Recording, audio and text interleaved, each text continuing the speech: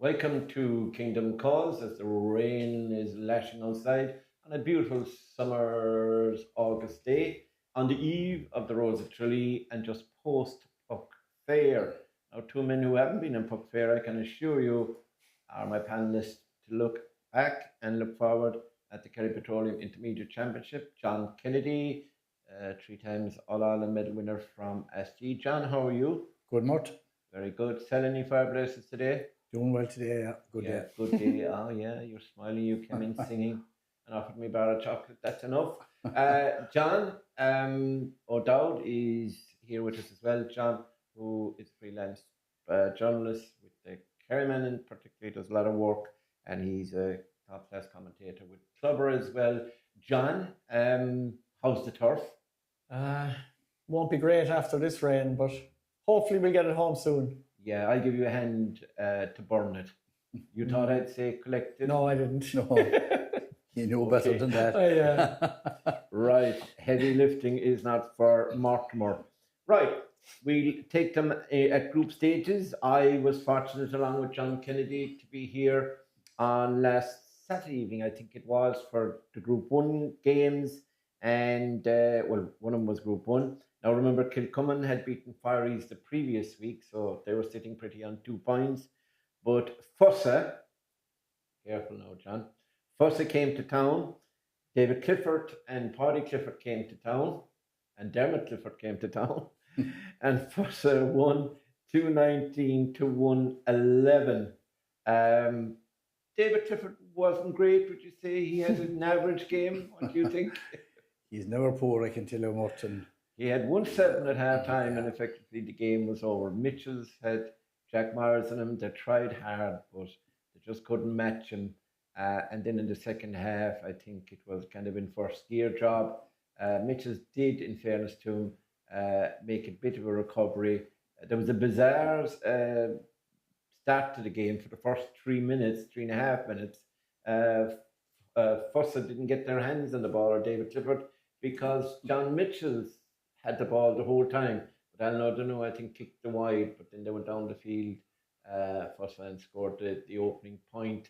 And then we had the bizarre situation of the goal that was well worked, but Shane O'Sullivan will have nightmares about it. It hit one of his legs, I think, and then ricocheted off his heel and looked like he backheeled it into the net.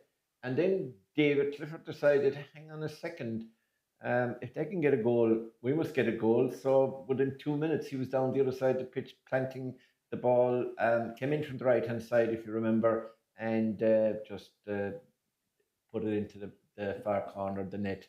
Were you impressed? Obviously, we were impressed by David Clifford. And we don't want to turn this into David Clifford adulation society. Like, we know the guy is just different gravy, but he really showed he fit back into the team straight away.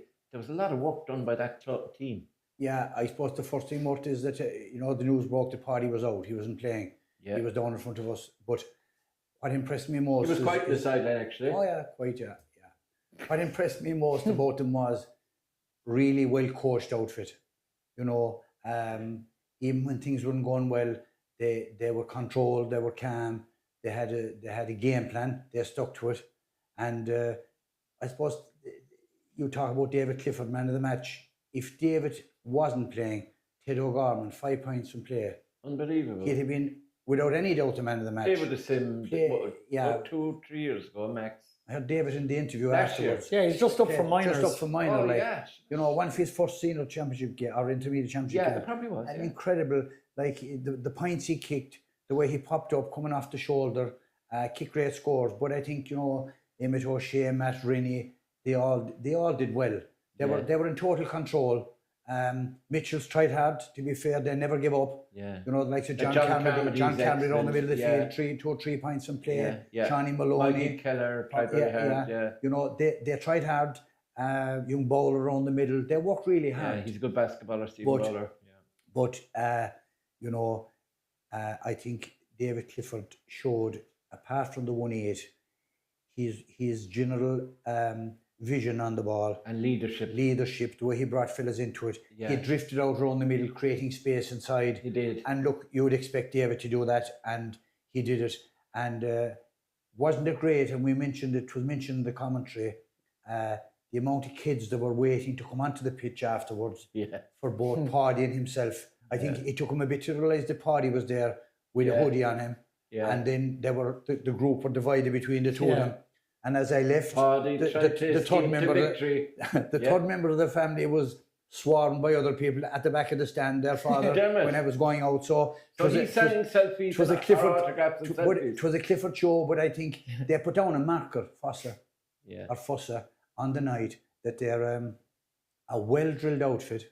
They probably have one of the best coaches in the country, in Jerome Stack. Yeah. Probably have.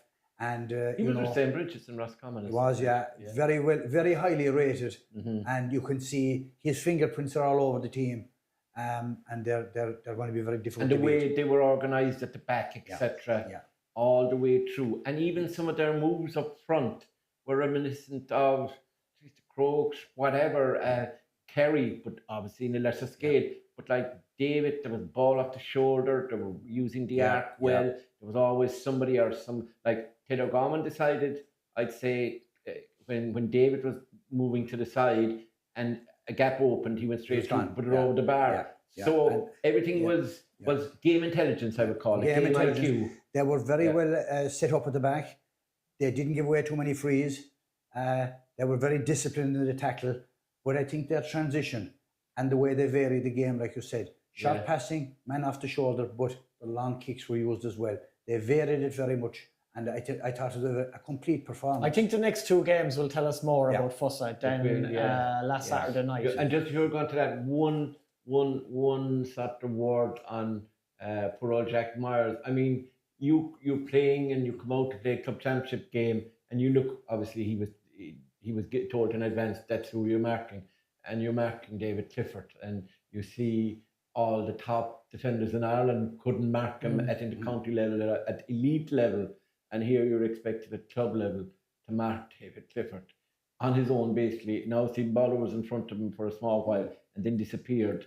And it was left 1-1. And listen, I don't think there's any club player in Kerry, unless an intercounty club player, who could mark David 1-1. But the one thing what you'd say about it is he won't meet any better player for the rest of the year. And what a learning experience. Exactly, what a learning experience. And you're down on David, and to be fair to him, while he's a big physical man, it's football. It's football. There was nothing untoward. There's nothing. To be fair, and Jack didn't do anything. He just marked him, tried to stay tight with him, ran with him. It was a but look at it from the outside. Like, if any club player is given the task of one-on-one marking David Clifford, that's already a feather in your own cap from your own management.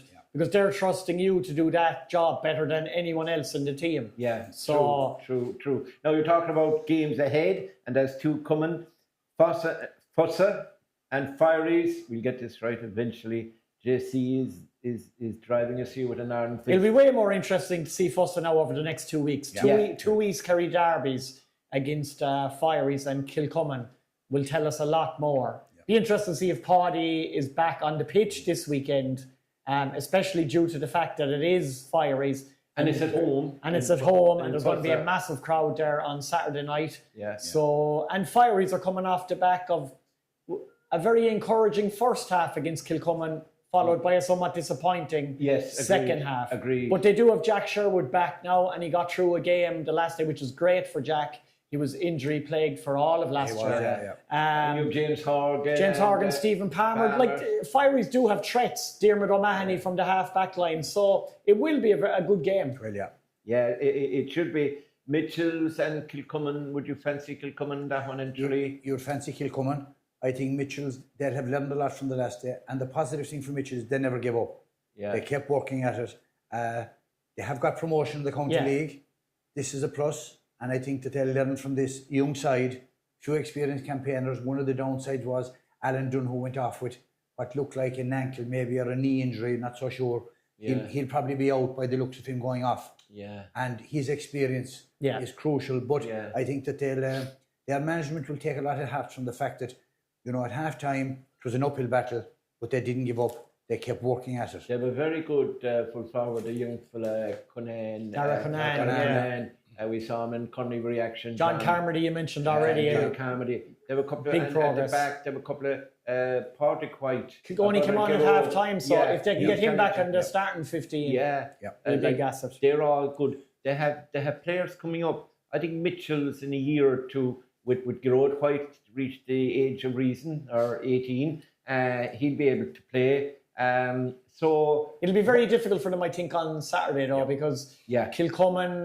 They're a big physical team. Maybe Paulo maybe a bit under the radar, Kilcommon. Yeah. Kilcommon could end up genuine contenders for this intermediate championship by the time we get to the knockout stages. They took care of Fireys pretty well, considering that was a derby game as well. Paul O'Shea looks to be in good form at the moment. Yeah. If he can continue that, and he's captain this year, can inspire the rest of his teammates, Darrell Callahan and Sean O'Leary. Nat Keane is in very fit and back from America. Brendan Keeley in goals, huge experience. Yeah. Great is he the oldest keeper playing the championship under Brendan Keeley? He must be nearly 50, is he? He's not. No, he's far. He's not near 50 anyway. And he's also there for the long range threes. Yeah. 2-pointers, which is crucial. You know. Yeah. He was coaching the Kerry keepers up till last year, and Brian Kelly took over, isn't it? Yeah. But talking about Paul O'Shea, like he's one of the players in the county with huge ability. Maybe consistency and injuries. Yeah. Sean O'Leary came on in that game, which is very important as well in their win over. You'd expect Kilcommon to win. So Kilcommon to win and Fossa to win. Yeah. Had Fossa got any chance? No. Right. We go on to Group 2. Long Rangers and Killarney Legion was our game. Listowel Celtic were playing Listowel Leinster playing Ballydonoghue. And that was some game. Pity we had Aidan Lee. He'd give us a complete rundown on that, although he professes to know nothing about football, only hurling. But Long Rangers here against Killarney Legion, 2-15 to 1-13. John, it started 1-3 to no score after about 5 minutes for Legion, Killarney Legion. And we were saying to ourselves, well, it's going to be a bit of a surprise here. Long Rangers, surely they'll give some sort of a battle. It was that Josh Bowler's effort that dropped short, and it was Dennis Sheehan, the midfielder, who got a glove to it and wrong-footed the keeper, Jason Brown, and got the goal. So they went 3 ahead, a couple of points from O'Grady, points from O'Sullivan, David, and we were saying, what's going to happen? But then back came Rangers. Derek Clifford got a point, Patrick Daly got a point, I think, and then we had the goal. The penalty, it was a penalty. Jonathan Lyne did upend Shane Daly, and the keeper got a glove to it from John Titer, and but it came back to him kind of his side, and he tapped it into the net, and all of a sudden it was 1-3 apiece, and it was nip and tuck from there till half time. But I think particularly in the third quarter, I think Rangers are really on top. Yeah, they started very nervously. Yeah. Couldn't get their hand on the ball. Legion started well, led by the 2 lines. Darragh Lyne was very impressive in the opening quarter. Johnson as well from the half-back line. 1-3 no score, and they needed a score, and I think they were led in their leaders. Owen Clifford, very impressed with him at centre-back. Yeah. He was very solid in defence, but he was given the option going forward. Garrod Hassett, their midfield pair. Shane Birmingham, their number 4 in the second half. Correct, he really went to town and scored a beautiful point. Could have got a goal. Yeah. Shane Daly and Tom Whitland in the middle.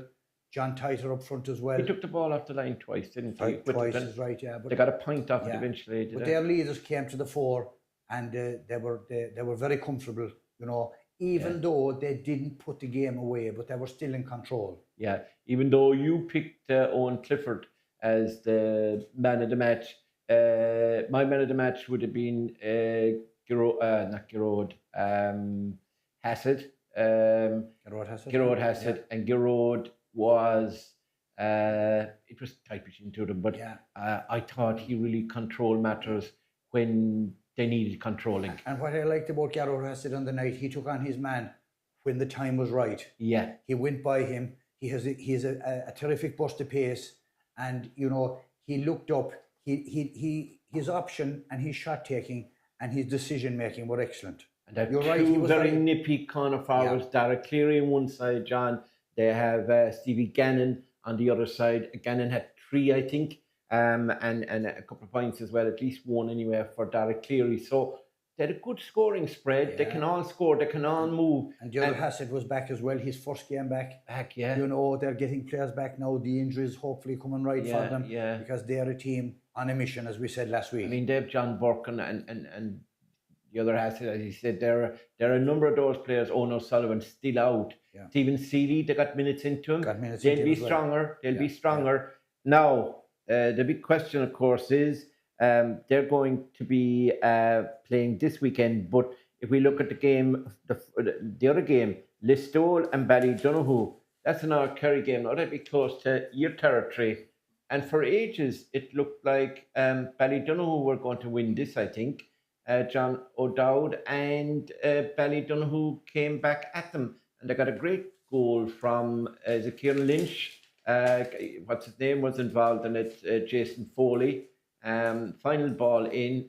He buried it. It was a fabulous goal. It is up on X if anybody wants to have a look at it. But overall, a local derby, Listowel would have been strong favourites going in, but Ballydonoghue really rose to the occasion. I think Ballydonoghue will be the happier with the result. By all accounts, it was a fantastic game of football, and Ballydonoghue were more economical with their shooting than Listowel Emmets. Listowel Emmets had a fair amount of wides. I think they'll be disappointed with that aspect of the performance. Jason Foley and Brian Mason led by example in the half-back line for Ballydonoghue. They were really strong. And while Jack Kennelly didn't score from play, he was reliable from the place ball. But his brother Paul did really well. Like, Paul has a really bad knee injury. Like, everyone thought he was probably retired, but he's managed to come back. He's based in Dublin, isn't he? Yeah, I think so. And Brian O'Shanachon was missing the last day. It was a big loss to them. Jack McGilligan, a big loss to Listowel Emmets. He was out.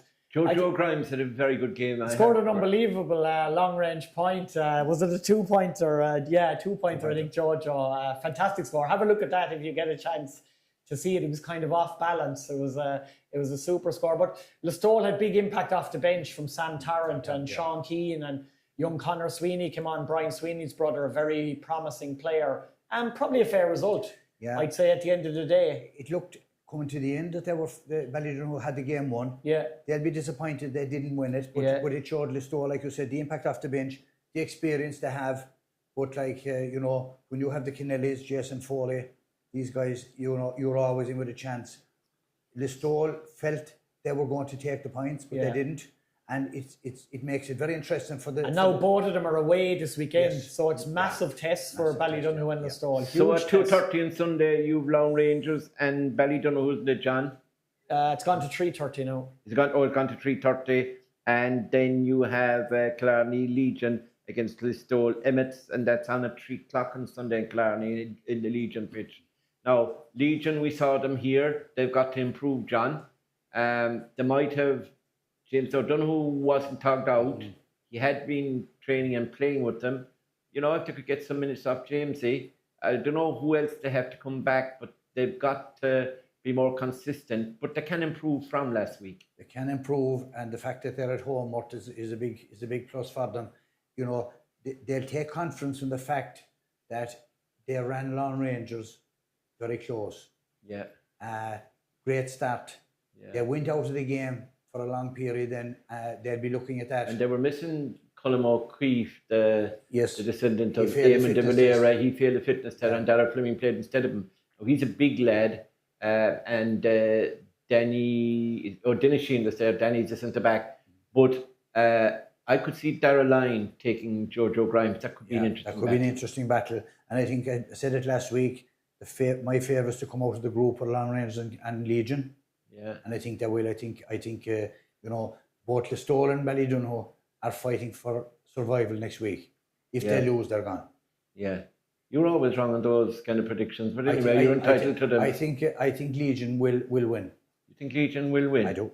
I don't know about that. John, your thoughts on them? What about the other game, Long Rangers? Just on the Legion game, I have a funny feeling that Listowel Emmets might spring an upset. Yeah. I think I saw something like they're 3-1.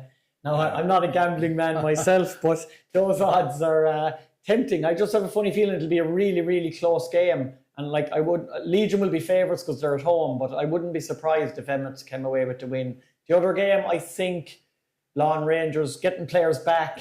Ryan Diggin came off the bench the last day. He's an important player as well. If they can get more minutes into Owen Hassett, I think Lawn Rangers will probably be too good for Ballydonohoe. Home advantage. I mean, they beat Stacks at home in the final day of the County League. They looked good the last day. So I think despite they were unlucky in the County League, they were relegated, but they lost a lot of games by a point or two. So they could very easily have been in 13 or 14 points as well as on, I think they finished in, was it 10 or 9 or something, and were relegated, which is incredible.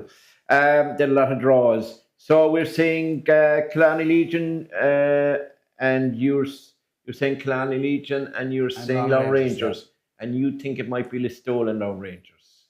Yeah, I don't have any thoughts in this game, on this group. In Group 3, we'll move quickly on. Gaeltacht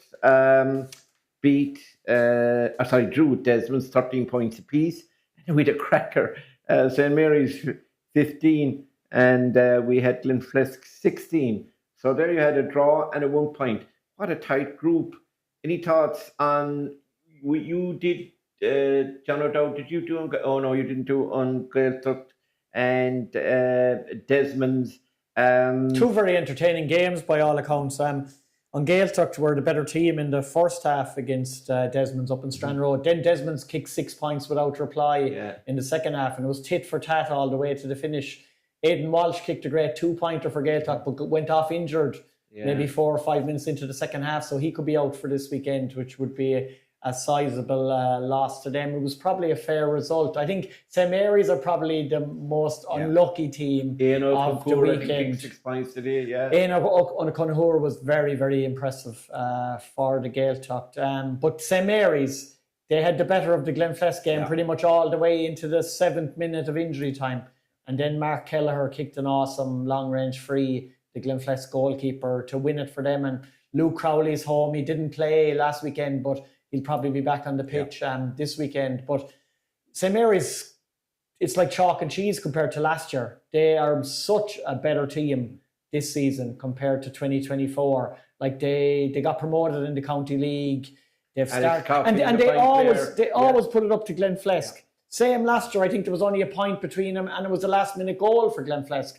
This time it was a last-gasp 2-pointer. So fair dues to St. Mary's. So on Gaeltacht and Desmond's, a draw in Strand Road. On Gaeltacht were in front, then Desmond pulled it back. Then right at the end, Desmond's again. Tomas Hickey had a chance of had the lead point, and it was one of the Tomas O'Shea's DC. Is that from Washington DC? I wonder who put it over to level matters. So a great contest between two evenly matched sides. Hard to separate them. Yeah, two good sides, and those two games, there was great football played in them. We actually said last week that they were hard games to call. Yeah, hard games to call. To our credit. Very little to choose, and that group will still go to the wire, because hard to call the games the upcoming weekend again, because there's so little between. You're going to be at 1, so you're going to have an opinion at 1:30 on Gaeltacht versus St. Mary's. You're going to be helping yours truly along the way in this one. Back at Gallerus, bit of wind, which there mightn't be, but if there was, although St. Mary's isn't exactly inland either, it's fairly close to the coast, Conkeating Park, often back there, and you'd want more than a jacket on you. How do you see that going? On Gaeltacht with home advantage, do you think they might be able to edge it? Home advantage is important. It is an advantage, but Breen O'Bergley. Yeah. No, it's not Leek O'Bergley or anything. Dara Canada has schooled me on this but it's Lee, like the River Lee. So if you're talking on commentary on the next day, it's Breen O'Bergley. Think of the River Lee, Breen O'Bergley. Don't do a fossa or a fuss on it, okay?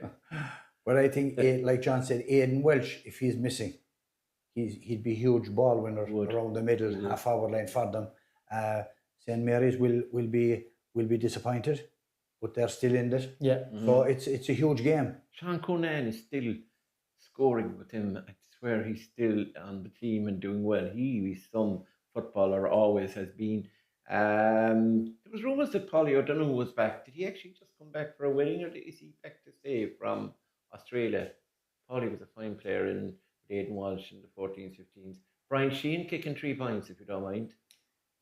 He's still very good player. Like, he doesn't stay in the goals. Like, he comes out and he does a lot of the playmaking for St. Mary's. So Alex Coffey is a fine player. They've got some fine players. So going to be interesting there. Desmond's, they're going to be playing Glenflesk. Glenflesk. Do you think Glenflesk going to be too strong for them? I think Glenflesk, yeah, the you know, like John said there, will Luke Crowley, will he tog? Yeah. There's a relief when you win your first game. The pressure's off. Yeah. So I think they'll have enough. But having said that, Desmond's have a lot of talent. You know, very well Luca drilled out. Brosnan, Luca Brosnan, yeah. You know, they're Brian Leonard is playing great football. Brian Leonard. Yeah, he's probably one of the best man markers in the county to do a job. And well able to kick points as well. Exactly. Yeah. And the Hickeys, 2 Hickeys are playing well. Morris and Adam Ross, O'Donoghue. Yeah, exactly. Adam O'Donoghue and Adam Donoghue, Yeah. 2 very good players. But then you have the Roaches on the other side. Yeah, I think even though it's on in Castle Island, I'd give a slight nod to Glenflesk to get over the line. With I suppose the relief of the result last weekend, I'd imagine they might play with a bit more freedom this time around. Like, Cian Lynch should be due back for them as well very soon as well, and maybe home advantage for Gaeltacht. Yeah. Right, so we had that sorted. Now our final group in the Junior Premier is Group 4. Glenbeigh Glencar were involved in a classic. They were 8-4 down to Council Rallies at one stage. And then at a stage in the second half, it was 1-12 to 5 points in favour of Rallies. They looked like running away with it. And then a remarkable comeback staged with Caelan Tehan to the 4. Of course, Gavin O'Grady with 1-1 or 1-2. His goal was a classic. It's up on X if you want to see it. And they come back and they run them very close. The boys had Jack Savage on, I think. He might have got a late score. Barry and John Keane as well got a good score for them. But they have lads like Conor Hayes and these guys. And of course, John O'Dowd is the first season without Tommy Walsh and David Moran. Yeah, this is a real learning year for Cairns O'Reilly's, and they'll be delighted to get over the line, because obviously Glenbeigh Glencar ended their county league hopes in the last game of the regular season when Cairns O'Reilly's probably were expecting to win with Glenbeigh Glencar already relegated. Yeah. So this was a really, really good game, one of the best games of the entire weekend. Tomas Kennedy played midfield, did a lot of good work, scored 2 points.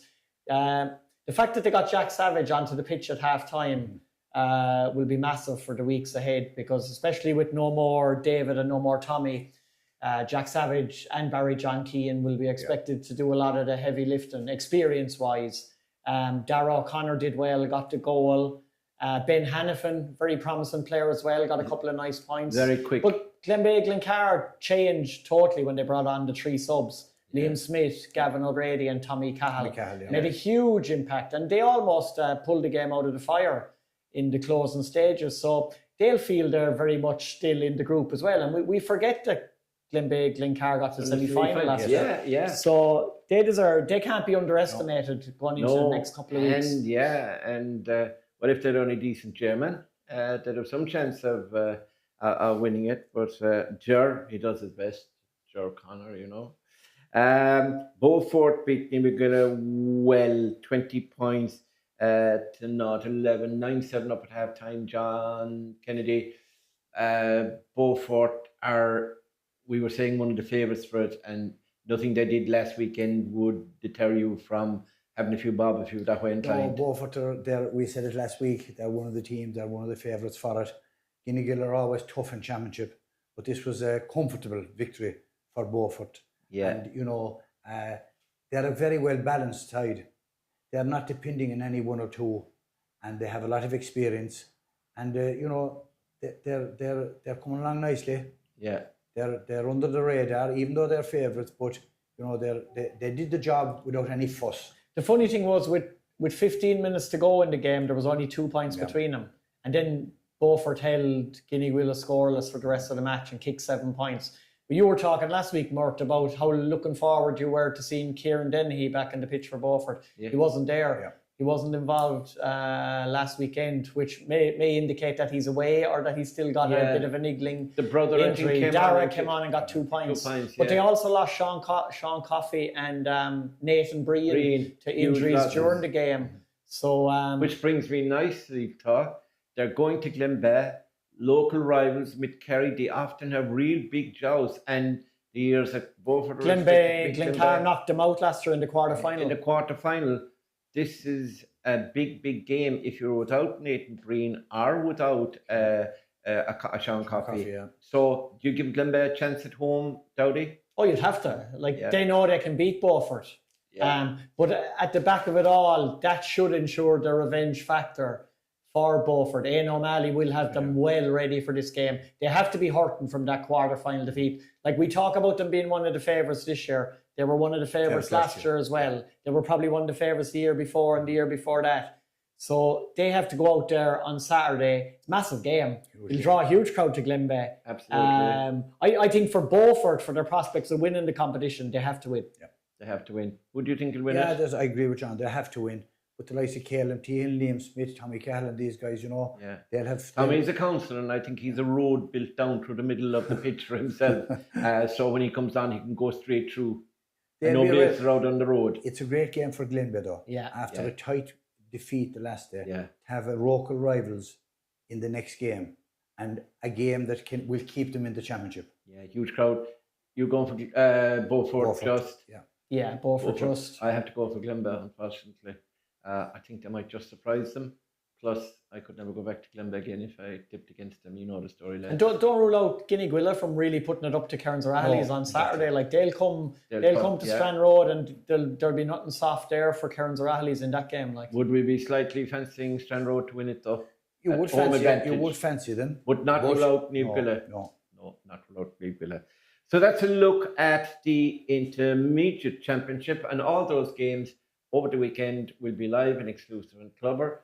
We hope you'll join us for those, and we'll see there's some intriguing clashes there. We've gone through all of them there, and there's something in every one of them that should make them entertaining and competitive right to the end.